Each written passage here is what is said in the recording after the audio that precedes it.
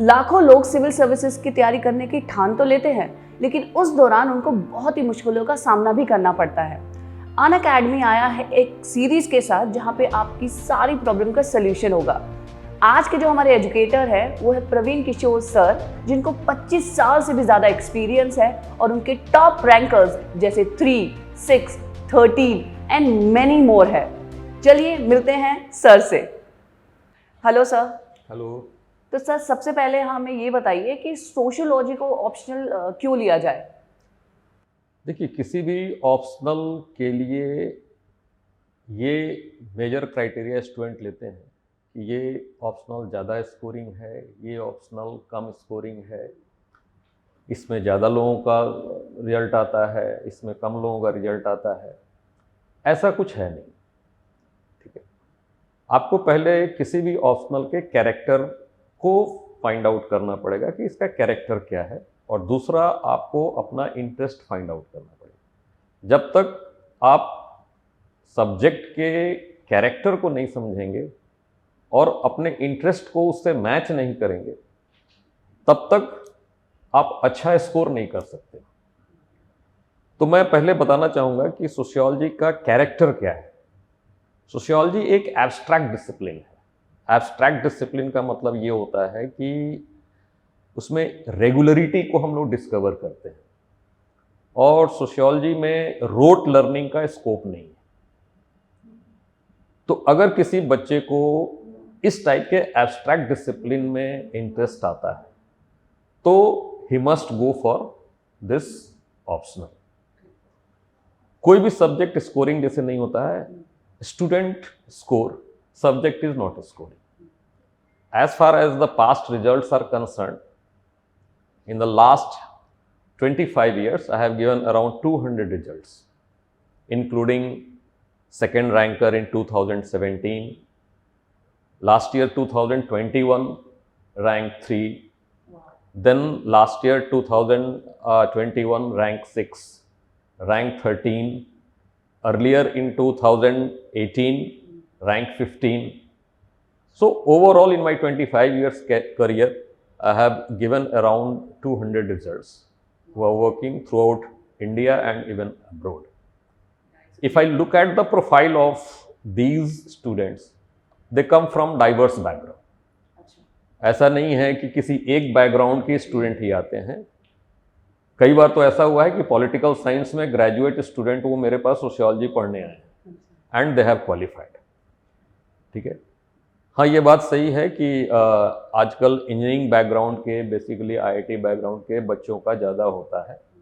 But इस year से मैं ट्रेंड थोड़ा डिफरेंट देख रहा हूँ, जहाँ पे कॉमर्स बैकग्राउंड के स्टूडेंट भी आ रहे हैं, इकोनॉमिक्स बैकग्राउंड के भी स्टूडेंट्स आ रहे हैं। तो हमारे पास भी सोशियोलॉजी में हर बैकग्राउंड के स्टूडेंट आते हैं। उसमें आर्ट्स बैकग्राउंड के भी हैं, इंजीनियर्स भी हैं, डॉक्टर्स भी हैं। तो मैं ये नहीं कहूँगा कि ये किसी स्पेसिफिक बैकग्राउंड के लिए एडिक्वेट है। मेन है सब्जेक्ट को समझो, 2-3 प्रिलिमिनरी बुक्स पढ़ो। आजकल तो यूट्यूब का ज़माना है, तो कुछ प्रिलिमिनरी यूट्यूब वीडियोस आप देखें, और उसमें अगर आपको लगता है कि ये सब्जेक्ट आपको अपील कर रहा है, आपके इंटरेस्ट से मैच कर रहा है, then you go for it. Once you do this, half of the work is done. जैसे अभी सर आपने बताया कि बैकग्राउंड इतना इम्पोर्टेंट नहीं होता है, लेकिन इंजीनियर्स जो हैं वो सोशियोलॉजी बहुत लेते हैं। So why is it so? Science में अगेन, जैसे मैंने कहा कि रोट लर्निंग का स्कोप नहीं होता है, और सोशियोलॉजी भी एक एब्स्ट्रैक्ट डिसिप्लिन है जहाँ पे रेगुलरिटी जो है, पैटर्न को डिस्कवर करते हैं। तो जब हम पैटर्न को डिस्कवर करते हैं और साइंस में यूनिक इवेंट को हम नहीं पढ़ते हैं, तो ये दोनों मैच करता है, इट अपील्स। बहुत सारे फैक्ट्स नहीं हैं इसमें, जैसे I don't want to name any discipline, but कुछ ऐसे डिसिप्लिन ऑप्शनल्स हैं, सब्जेक्ट्स हैं जहाँ पर ये प्रिजम्पशंस है कि ये बहुत ज़्यादा फैक्चुअल हैं, और presumptions are not on the basis of some false notion, सही भी है। तो अगर साइंस बैकग्राउंड के स्टूडेंट्स अगर वो लेते हैं तो उनका जो माइंडसेट है वो मैच नहीं करेगा। तो हमें माइंडसेट जो है, अपने माइंडसेट को, the way of thinking, the way to approach any subject, ये हमने लास्ट 21 ईयर्स में टिल ग्रेजुएशन अक्वायर किया है, इंटरनलाइज किया है, और उसको बहुत जल्दी चेंज करना इट्स वेरी डिफिकल्ट। इंजीनियर्स की इस माइंडसेट जो है, ये माइंडसेट जो है, वो मैच करती है सोशियोलॉजी के एक्सपेक्टेशन से, इसलिए वो अपील करता है उनको और वो ज़्यादा लेते हैं, और रिजल्ट भी काफ़ी अच्छा। तो सर काफ़ी बच्चे, जैसे कि आपने बता ही दिया है, काफ़ी बच्चे इंटरेस्टेड सब्जेक्ट, जैसे आपने भी बताया कि जिसमें इंटरेस्ट है उस सब्जेक्ट में जाना चाहिए, तो ये सोशियोलॉजी कितना इंटरेस्टिंग है? देखिए, एक चीज़ और यहाँ पे, एक जनरली हम लोगों को हर चीज़ को ब्लैक एंड वाइट में देखने की आदत है, बट कोई भी चीज़ जो है ब्लैक एंड वाइट नहीं होता है। इंटरेस्ट की बात है तो सबसे बड़ी बात है कि इंटरेस्ट कैसे आएगा। अगर उस सब्जेक्ट का बहुत ही सुपरफिशियल नॉलेज है, आप एक पेज पढ़ रहे हो और उस पेज में you are not understanding anything, naturally interest नहीं आएगा। तो first time when you are going for a subject and you read a page, then definitely you will finding a lot of difficulty, और उस difficulty से आप घबरा गए तो आप अपने इंटरेस्ट को भी डिस्कवर नहीं कर पाएंगे। मतलब कि इंटरेस्ट भी उसी को आएगा जिसको समझ में आएगा, और समझ में उसी को आएगा जिसके पास कुछ क्वांटिटी ऑफ इंफॉर्मेशन और अंडरस्टैंडिंग उस सब्जेक्ट की हो। तो एक तरह से ये कांस्टेंट इंटरप्ले होता है। आपने थोड़ा पढ़ा, थोड़ा इंटरेस्ट बढ़ा, थोड़ा इंटरेस्ट बढ़ा, थोड़ा और पढ़ा, थोड़ा और पढ़ा, फिर थोड़ा सा और इंटरेस्ट हुआ। तो with in a few days जब ये प्रैक्टिस आप करोगे, 10 दिन 12 दिन, तो आपको फील होगा कि हाँ, really I am liking this subject. इसके लिए मैं एक एग्जांपल बता देता हूँ। 2017 में Anu Kumari she got second position, and she started her preparation at the age of 29.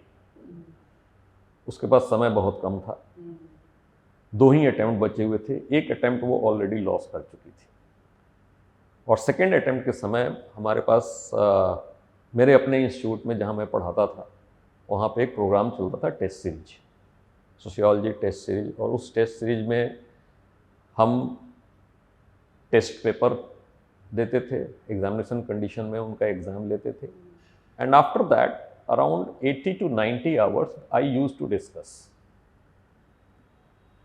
ठीक है, तो जब रिजल्ट आया उसके बाद उसने कई जगह एक इंटरव्यू दिया, और उस इंटरव्यू में ने कहा कि मुझे पहले फोर्स लर्निंग करना पड़ता था। अच्छा, मुझे जबरदस्ती याद करना पड़ता था, और जब आप फोर्स लर्निंग करते हो तो रिटेंशन टाइम जो है वो बहुत लो होती है। सर की क्लासेस अटेंड करने के बाद कंसेप्चुअल क्लैरिटी इतनी ज़्यादा हो गई that I started loving the subject.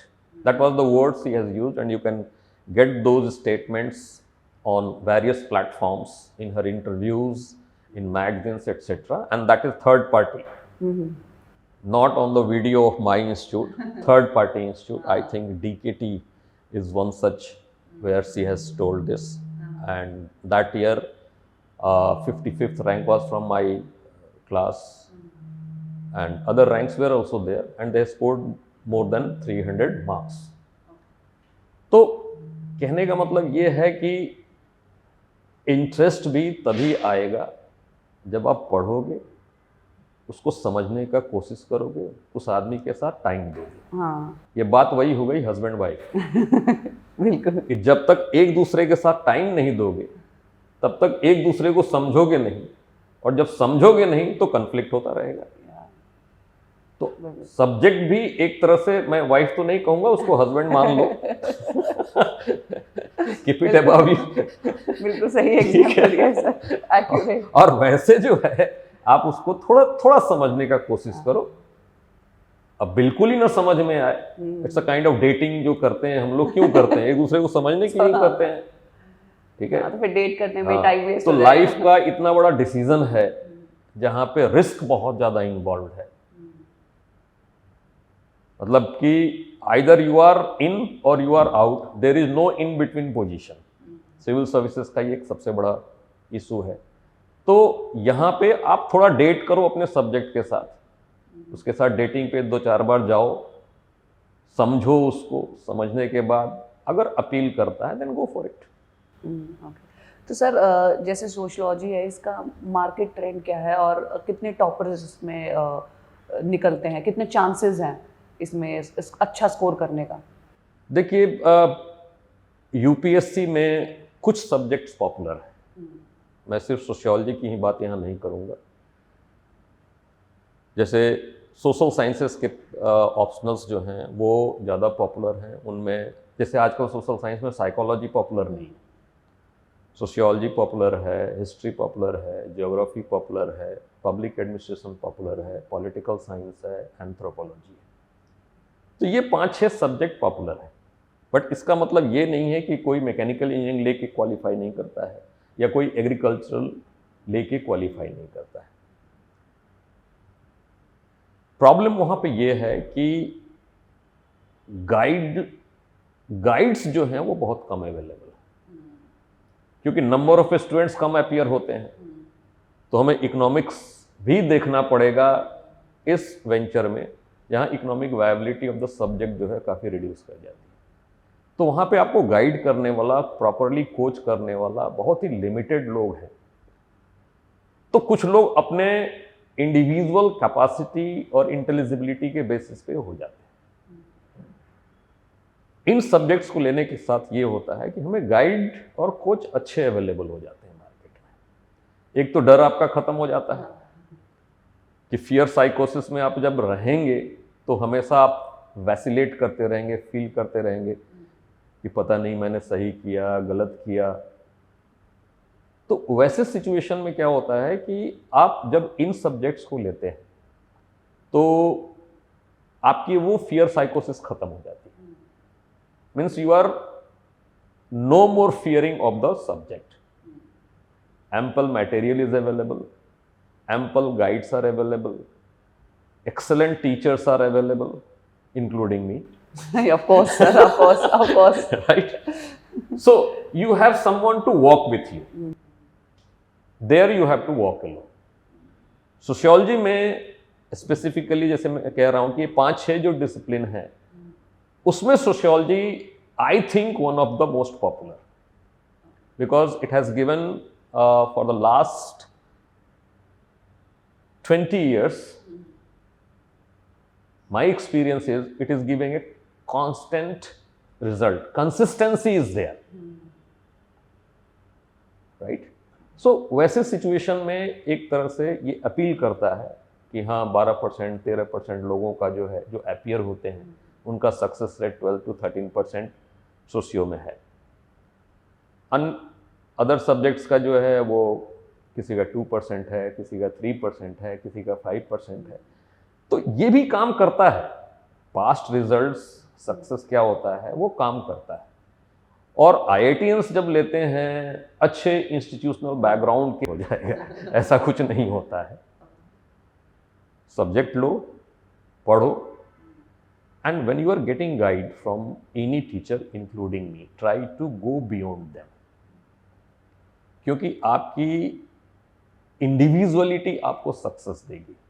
तो हार्डली कितने बच्चे क्वालिफाई करते होंगे। I think this year 2022 result we have 900 ranks of all the subjects which comes out to be including regional languages etc. 51. Even if you took at the 10 popular subjects, then you have hardly 90 seats. Let us take 120 in sociology. So you have to be in 120, right?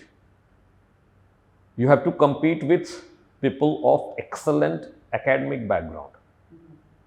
Like this year topper itself, she is from Sri Ram College of Commerce. Last year my student from Sri Ram College of Commerce, she got 190 perhaps rank, I am forgetting that rank, Shivangi Goyal, right? And she was working, this lady was working in Ernst & Young. So Ernst & Young has recruited you, that means you deserve. So you have to compete with those people. So what you need to do, you need to improvise a lot in your study. आपको हमेशा एक step आगे सोचना पड़ेगा, ऐसा नहीं कि 10 step आगे सोच लें आप, बट जो भी हम क्लास में मैं पढ़ा रहा हूँ या कहीं भी हो रहा है, कहीं पढ़ रहे हो, थोड़ा सा उससे आगे सोचो, एक्सप्लोर करो, तो आपके आंसर्स में थोड़ी इंडिविजुअलिटी आएगी। जो आप जीएस में पढ़ते हो, उस जीएस के करंट अफेयर्स, जो करंट इवेंट्स हैं, उसके साथ अपने सोशियोलॉजी के नॉलेज को, ओरिएंटेशन को लिंक करो, और फिर जब ये आप करोगे तो डेफिनेटली बहुत अच्छा रिजल्ट आएगा। यहाँ पे मैं एक बात, एक पॉजिटिव एस्पेक्ट बताना चाहता हूँ civil services examination, and I will compare this UPSC with IIT, right? IIT JEE, usually a child who has very good academic background, means in 10th and 12th he has scored well, more than 90%, he is catered as intelligent, you will find 99% of the IITians have that background. What I say, if I have to mathematically express this, your intelligence and success rate is proportional in IIT JEE. But when you go for civil services examination, you will have examples where even the students who scored very bad in 10th and 12th, there are many examples. They are not exceptionals. There are many examples. They also get very good rank. That means your past, you should live it in past. And today onwards also, if you work hard in a strategic manner, approach this exam properly, then your academic background is also immaterial. I remember in 2018, one of my students, Roshan Kumar, Okay. right?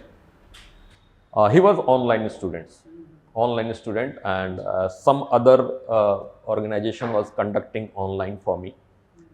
So I didn't know that that person was there. But once I got the call, sir, I am Roshan Kumar, your student. I have got 114 rank. I congratulated it, and naturally, like we are professionals also, I said, अपना photo, rank और sociology का marks भेज दो ताकि मैं advertise कर दूं। वो तो सब ऐसा करना ही चाहिए, सब कोई करते हैं, करना भी चाहिए ताकि पता चले कि दूसरे बच्चों को भी कि यहाँ से पढ़ने से क्या फायदा हो रहा है। तो मैंने वो कह दिया। उसके बाद वो एक दिन मुझे मिलने दिल्ली आ गया। He was working somewhere in Karnataka. आया और उसके बाद उसने काफ़ी देर तक we talk with each other. अप्रैल में जो है मेरा खाली रहता है, तो उसी समय वो आया था और वो फिर बताने लगा, sir I am married at the age of 22, I have 3-year-old girl, academically I was very poor, that is in 10th I had scored hardly 58% marks, second division that is called. In 12th also I had very poor marks, second division. Somehow I arranged some money and then I got enrolled in an engineering college, which very few people knew about that. So it was a very college of non-repute, you can say. Did engineering. After that, I am working also, and this is my 5th attempt. In last 4 attempts, I did not qualify for interview, and 5th attempt, I have got the 114 rank. The example shows that past academic background does matter. But that is not the only factor in your journey of UPSC civil services examination. So that's a very big advantage as far as people with not so good academic background are there. It should boost their confidence कि हम भी कर सकते हैं और करें, और वो डेडिकेटेड अगर करेंगे तो वो हो जाएगा। एग्जैक्ट। तो सर जैसे कि कोई बिल्कुल ही नया एस्पिरेंट आया है और उसको बहुत ही उसको कोई क्लैरिटी ही नहीं है, उसके लिए आप क्या मैसेज देना चाहेंगे या किस तरीके से वो अपना डिसीजन ले? जैसे एक तो मैंने पहले ये कहा कि पहला डिसीजन तो ये है कि आप ऑप्शनल जो सेलेक्ट करते हो, देखिए जनरल स्टडीज़ तो कंपलसरी है, वहाँ तो आपके पास चॉइस नहीं। प्रॉब्लम वहाँ आती है जहाँ चॉइस हो, चॉइस आपके लिए ऑप्शनल की है। तो हम लोग ऑलरेडी काफ़ी बात कर चुके हैं ऑप्शनल के बारे में कि आप ऑप्शनल को प्रॉपरली सेलेक्ट करें। मैं हमेशा अपने स्टूडेंट्स को कहता हूँ कि शादी करने के पहले जितना ढूंढना है लड़की ढूंढ लो,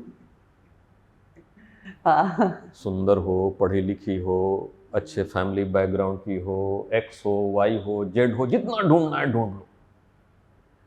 take your time to decide that you want to marry this girl. But once you have decided, after that, just forget. We are a human being. We cannot live on contract. ठीक है, ऐसा कोई commodity नहीं है कि contract पर रह सकते हैं। आदमी का नेचर जो है वो बदलता भी रहता है, बहुत सारे factor. After that you have to compromise with that. तो जब आप सब्जेक्ट ले लेते हो, ऑप्शनल कोई ले लेते हो, take your own time before selecting finally the optional. Once you have decided, after that, you simply forget whether you did it right or wrong. ठीक है, उसके बाद जो है आप उस सब्जेक्ट के कुछ अच्छे बुक्स को आप पढ़ें। I will advise all the students to read some standard books initially. Okay. Right? तो सर जो अनअकैडमी ऑफलाइन में जो अभी प्रोग्राम आ रहा है सोशियोलॉजी को लेकर, उसके बारे में प्लीज़ आप कुछ बताएंगे। हमारा प्रोग्राम है जहाँ पे हम बेसिक से स्टार्ट करेंगे। हम प्रिज्यूम करेंगे कि आपको कुछ नहीं आता है और आप भी प्रिज्यूम करेंगे कि आपको भी कुछ नहीं आता है। क्योंकि जब हम प्रिज्यूम करें कि आपको कुछ नहीं आता है और आप प्रिज्यूम कर लें कि हमको बहुत कुछ आता है, तो दोनों के बीच में लड़ाई शुरू हो जाएगी। तो हम बेसिक से स्टार्ट करेंगे। प्रिजम्पशंस हमारा ये होगा कि will start from zero, right. उसके बाद जैसा जैसा मैं इंस्ट्रक्शन देता हूँ कि initially we have to study with the standard books. ज़्यादा नहीं है, 2-4 बुक हैं that I will be giving in the first class, right, in the orientation class itself. और उस बुक्स में भी मैं बता दूंगा कि ऑर्डर क्या रहेगा पढ़ने का। बुक्स आप जब पढ़ते हो आपको प्रॉब्लम आएगी, उस प्रॉब्लम जब तक बुक पढ़ोगे तो प्रॉब्लम आएगी, प्रॉब्लम को आप नोट डाउन करो और क्लास में मेरे साथ इंटरेक्ट करो, मेरे असिस्टेंट के साथ इंटरेक्ट करो और उसको रिजॉल्व करो अपने डाउट को। बैकलॉग में मत रखो, ये कल पढ़ लूँगा, पता चला कि तब तक जो है इतना हेवी हो गया, फिर आप पूरा सेशन जो है वो मिस कर जाओगे। So you have to be very disciplined, ठीक है। क्लासेस हम कराएंगे, वहाँ पे कुछ आपसे लिखवाएंगे भी और फिर जो है आप हमारे साथ आगे बढ़ें और क्लासेस के बाद भी will be in touch. Hello guys, I am Praveen Kishore, faculty sociology at Unacademy Karol Bagh centre. I have been teaching sociology for UPSC aspirants for almost 25 years और इस 25 साल में करीब मैंने 200 रिजल्ट दिए हैं। मैंने रिजल्ट दिया है नहीं, मेरे स्टूडेंट्स ने रिजल्ट दिया है, जिसमें rank 2 2017, rank 3 2021, rank 6 2021, rank 13 2021, rank 15 2018 and so on. And this is consistent every year in top 100, 3 to 4 students of mine, they are there. Unacademy Karol Bagh centre पे हम लोग हाइब्रिड मोड में, that is offline as well as online, going to start on 22nd June 2023. This year, before that, we are conducting an orientation program on 3rd June 2023 at 2 p.m. Anyone who is interested to attend that orientation program on 3rd June at 2 p.m. is welcome to attend completely free of cost. आपसे कोई पैसा नहीं लिया जाएगा. आप teacher के साथ पहले इंटरेक्ट कर सकते हैं, अपने डाउट्स को क्लियर कर सकते हैं, सब्जेक्ट के बारे में, यूपीएससी एग्जाम के बारे में, और फिर इफ यू डिसाइड आप 22 जून 2 PM से हमारे फॉर्मल कोर्स को ज्वाइन कर सकते हैं.